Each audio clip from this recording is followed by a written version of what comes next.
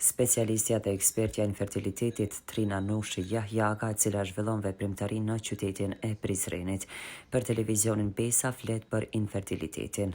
Infertiliteti është një problem e cila përfshin çiftin kur planifikon të ketë një shtatzani dhe për një vit me radhë nuk arrin një rezultat të shtatzanisë, atëherë ballafaqohemi domethënë me një problem të infertilitetit. Vetë fjala infertilitet nënkupton pamundësia e mbetjes shtatzën. Qofse për një vit me radhë një çift tenton për një shtatzani, kanë marrëdhënie të rregullta, jetojnë bashkë dhe nuk arrin një rezultat të shtatzanisë, atëherë duhet të lajmërohen te mjeku apo specialisti i infertilitetit për të zgjidhur problemin. Sa është i shpeshtë ky problem tek vendi jonë në Kosovë? Nuk është vetëm në Kosovë, por është problem global. Çdo çift, do të thotë një rast në 6 çifte ballafaqohen me probleme të infertilitetit, që nënkupton se 17% të popullatës globale ballafaqohen me probleme të tilla. Infertiliteti i pashpjeguar është për faktin se çdo gjë është në rregull me çiftin, pra me femrën dhe mashkullin, e kjo ndodh edhe për shumë raste për shkak të zhvillimeve të bashkësorësisë, pastaj ka dhe shkaqe të tjera si pirja e duhanit, alkooli, obeziteti, forma të jetuarit apo bashkëjetuarit dhe pastaj vazhdoi. Sa i përket faktorit apo cili është më dominant, 20 deri në 30% është faktori mashkull, 30 deri në 40% është faktori femër, ndërsa 10 deri në 20% kemi të bëjmë me infertilitet të paspjegum, ku çdo gjë është në rregull me mashkullin, çdo gjë është në rregull me femrën, por nuk vjen deri te shtatzania.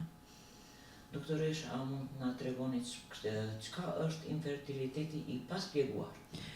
Para pak ashtu si që ceka, do të thotë infertiliteti i paspjeguar është kur çifti tenton të ketë shtatzani, kanë kaluar në për procedura të analizave, ekzaminimeve paraprake dhe është konstatuar se çdo gjë është në rregull, por nuk vjen deri te shtatzania, ku supozohet se faktori psiqik lun rol shumë në këtë domen, ballafaqohemi me infertilitet të paspjegum.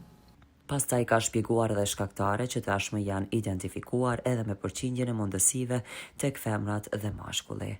Sot në këtë dinamizëm jetësor të cilën ne jetojmë, do të thotë ashtu edhe çiftet, qoftë me natyrë të ndryshme të punës apo dhe jetesa ndamas, ku njëri bashkëshor ndoshta dhe detyrohet të jetë jashtë vendit, e rrit shkallën e përqindjes, do të thotë për problemin e infertilitetit.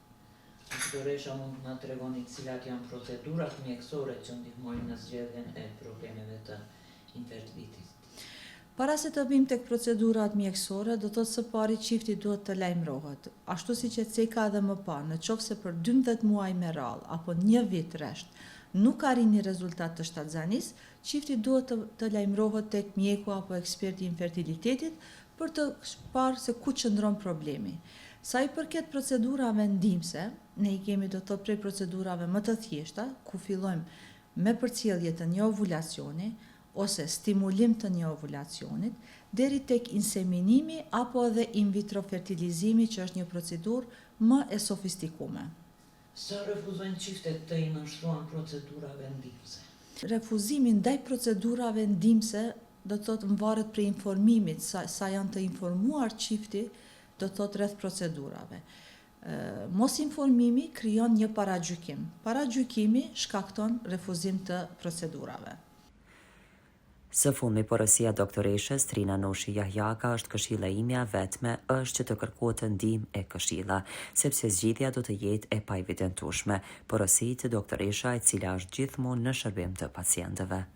Të gjithë çiftet të cilët ballafaqohen me një problem të tillë, e para është që të pranojnë problemin, e dyta është që të kërkojnë ndihmë dhe e treta është mos të refuzojnë nëse marrin një këshillë apo edhe një udhëzim prej mjekut specialist për realizimin apo arritjes së qëllimit për shtatzani. Harrojmë kujdesi për shëndetin është investim i rëndësishëm.